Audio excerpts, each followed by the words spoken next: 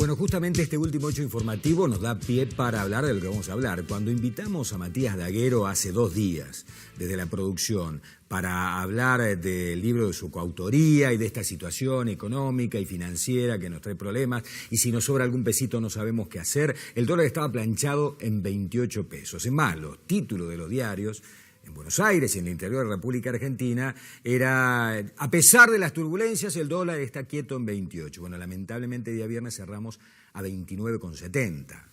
Trepó y mucho el dólar, ¿no?, para una de sus puntas. Bueno, Matías Daguero está con nosotros. ¿Cómo te va? Un gusto. Hola, Beto. Asesor financiero, asesor bursátil, contador público nacional y además coautor del libro Con los pesos que tengo, ¿qué hago? Exactamente. Bueno, ¿qué hago con los pesos? Vamos a empezar hablando del dólar, ¿no? Vos fíjate, cuando te invitamos el dólar estaba planchado a 28, Matías, y cerró y de golpe en 48 unos días, horas, claro, casi 2 pesos, ¿no? De diferencia. Sí, claramente, bueno, en los últimos días hubo una tensión internacional, nosotros también nos anotamos en todas. La lira turca devaluó un 15% en el último día por la tensión que está teniendo con los Estados Unidos, esto que Trump les va a subir los aranceles a través de un tuit que lo anuncia, pero Argentina se anota en todas. Y bueno, tuvimos que el peso se devaluó el día viernes un 4%. No fue solo la única moneda de Latinoamérica, el real, el peso mexicano también estuvieron en un 2%.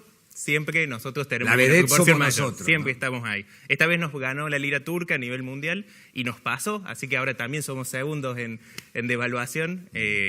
Pero bueno, viene siendo un año complejo desde el punto de vista cambiario. El gobierno todavía no termina de encontrarle la vuelta de cómo hacer para poder frenarlo. Luego de la salida de Sturzenegger del Banco Central se había logrado estabilizar, de hecho en julio había bajado el dólar un 5%, pero en los últimos días se ha vuelto a desatar. Esto tiene que ver con una crisis de credibilidad, evidentemente, también, ¿no? Exactamente. Y de nuevo, es un año que todas las monedas emergentes están sufriendo y Argentina tiene una situación que necesita continuar endeudándose y eso le termina impactando, más allá del acuerdo que tenemos con el FMI, estamos en un momento que Argentina necesita de mucho financiamiento y eso termina impactando también ante la escasez de dólares, bueno, y el año que tuvimos con la sequía, que tampoco ayudó. En esto hemos tenido, por decirlo de alguna manera, mala suerte que justo no se dio la sequía, cola, digamos, no hubo viento de cola, exactamente. Hace algunos días hablando de la radio vos decías, bueno, el que apostó al dólar, o el que apuesta al dólar a largo plazo, por lo general pierde. Tenemos algunas placas, yo me voy a levantar, a ver si las podemos presentar, esas placas, que están relacionadas justamente con este tema. A ver, señor director, si las podemos reproducir allí. A ver, esta es la primera. El dólar fue el mejor en 2 años y el peor en 10 años. Y acá hay cifras desde el año 2002 hasta el año 2017. ¿Qué pasó con la inflación? ¿Qué pasó con el dólar? ¿Y qué pasó con el Merval? Con el Merval, exactamente, el índice de acciones. ¿No? El índice de acciones. El dólar fue el mejor en 2 años y el peor en 10 años. Exactamente. En ese análisis nosotros vemos como forma de semáforo inflación, dólar y Merval en cada uno de los años, porque por ahí, cuando el dólar sube, es el titular en todos los diarios, en todos los medios. La gente ayuda un poco al inconsciente colectivo del argentino de creer que el dólar termina siendo la mejor inversión.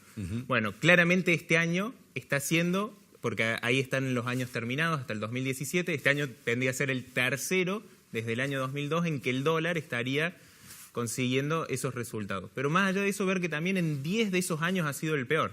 Claro. En 10 de esos años ha sido el peor.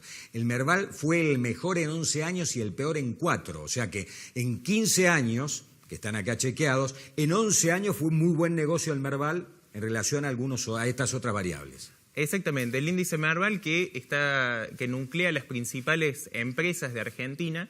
Uno cuando compra una participación accionaria, por ahí en Argentina no hay tanta cultura bursátil, menos del 1% de la población invierte en acciones. Eso contrasta con otros países en donde supera el 50%, incluso, bueno, países de Latinoamérica arriba del 35% de la población.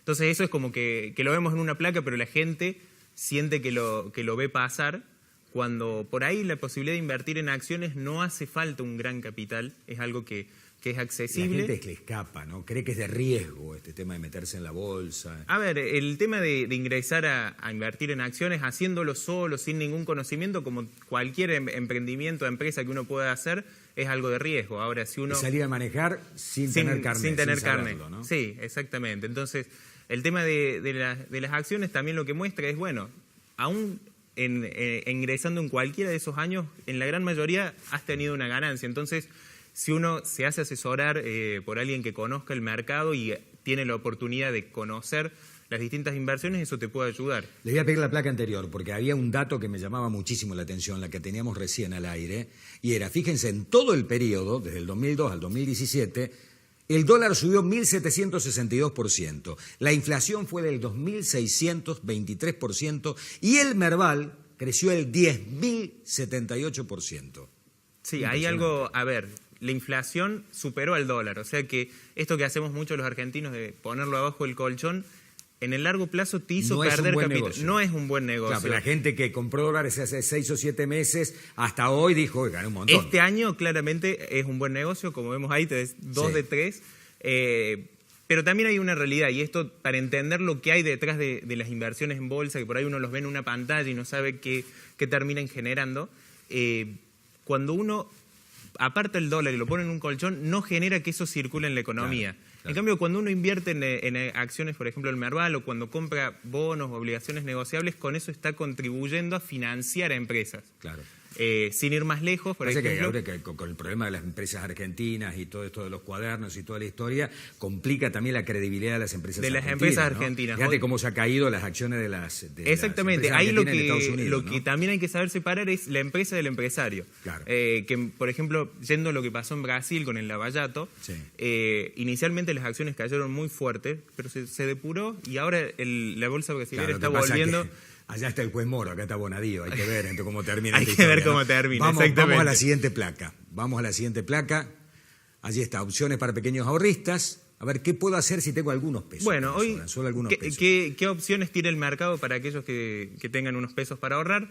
Las LEVAX, este instrumento de las letras del Banco Central, están pagando hoy cerca de un 47%. ¿Cuánta plata tengo que tener para comprar LEVAX? Las LEVAX se pueden comprar desde 1.000 pesos. Lo puedes comprar en una sociedad de bolsa, en tu mismo banco. Hay algunas diferencias entre hacerlo con uno u otro en materia de costos, pero podés tenerlo en ambos lugares. Después, el segundo instrumento que tenemos ahí son las LETES. Estas hoy rinden cerca del 5%. Tienen la particularidad que es un instrumento que vos lo podés comprar en pesos o en dólares, pero vas a cobrar dólares. Y como algo bueno para el ahorrista minorista por ahí es que accedes al dólar mayorista, o sea, hoy que hay como un peso de diferencia, en momentos de mayor tensión, quizás un peso 50 entre la punta compradora y vendedora, podés ir al medio, entonces es un ahorro importante. Vamos rapidito, bonos en dólares. Bonos en dólares, esto ya para un perfil un poquito más de riesgo, hoy entre 9 y 11% en dólares rinden. Ayer subió el riesgo país al máximo valor en los últimos 3 años, lo cual lo llevó muy alto. Y tengo comprometido mi dinero a más de un año. A más de un año. Como toda inversión en bolsa, lo podés liquidar en menos de 48 horas, pero si querés esperarlo el vencimiento, es a más de un año. El bono dual, esta es una herramienta muy interesante, te permite ganar 33% en pesos o la devaluación más un 4,5%, de las dos cosas, lo que sea mayor. Por ahora va ganando el dólar. O sea que termina siendo un 4,5 en dólares. En dólares, sí, exactamente. Es para aquellos que están indecisos, que no saben si va a ganar la tasa o la devaluación. 1 o 2 años. Fondos comunes de inversión. Hay distintos tipos de fondos comunes de inversiones para pequeños ahorristas con distintos montos. Hay fondos de bonos, fondos de LEVAX, entonces ahí hay distintas alternativas a las que uno puede acceder. Bien, vamos a la tercera placa.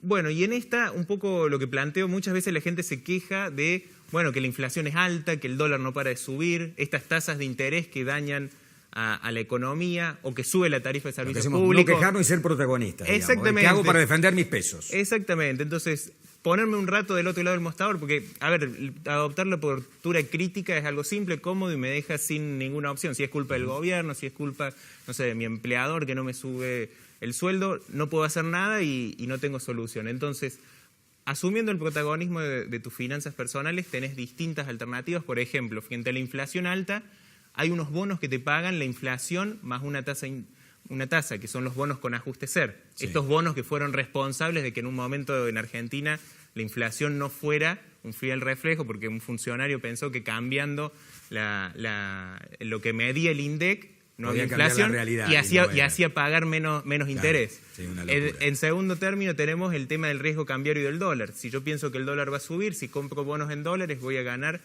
bonos o letes, como vimos recién, esa devaluación más una tasa.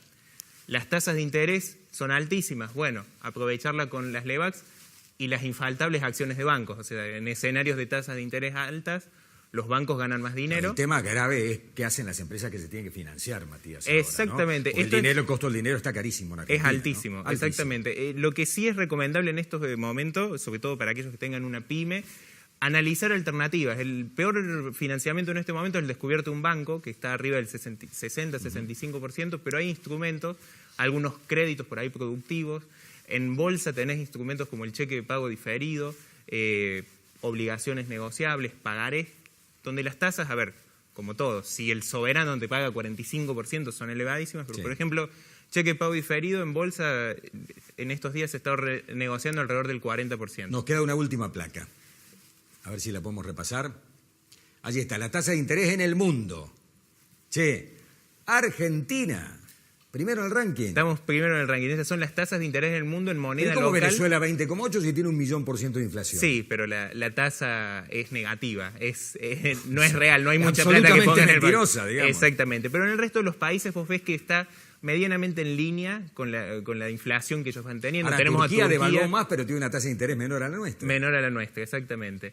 Y después, bueno, también vemos a países como México, vemos a Brasil en 6,5, la distancia también a la que está la tasa de Brasil con... Tenemos que apostar acá, ¿no? 1,5%. Sí, 1,5, algún día llegaremos. Algún día llegaremos. Pero sí hay importante para ver desde el punto de vista de la competitividad, por ejemplo, la tasa del 45% en Argentina y Brasil 6,5, el abismo que hay de diferencia por ahí con un socio comercial para el financiamiento de una empresa. Yo recuerdo cuando Raúl Alfonsín y Sarney firmaron el acuerdo del Mercosur, dijeron esta es una primera etapa, de acá a 10 años vamos a tener una moneda única. Una moneda tenemos en el bolsillo, pero jamás única, ¿no? Entre brasileños y argentinos. Bueno, es muy interesante el tema. La gente, el libro está en venta en Sí, todos lo puedes lados. conseguir en el Emporio del Libro, por ejemplo, que es la editorial con la que lo hemos hecho, junto con Lucas Croce, un colega y amigo. Croce, mira, ¿no será pariente, Carlos, de tu productor? Croce de apellido, debe ser pariente. Y el libro un poco lo que plantea es para personas que por ahí no tienen muchos ingresos, cómo pueden invertir. Y no lo hacemos por ahí medio en las nubes y muy teórico, sino con casos concretos, por ahí contando historias de ahorristas, una persona que quiere ahorrar para irse de vacaciones, para cambiar el auto, para la jubilación, bueno, para comprarse su primera casa. ¿Cuántos años tenés, Matías? 30. 30 años. Futuro ministro de Economía de Córdoba. Impresionante. Gracias, un gustazo. Bueno, muchas gracias, Beto. Un gusto. Ha sido muy interesante. Nos vamos a la pausa. Cuando nos reencontremos vamos a hablar un poco de la actualidad argentina y de estas vergüenzas por allí que tenemos que soportar. Las cosas que ocurren entre la política y la justicia. En el mismo lodo, todos manoseados. Ya venimos.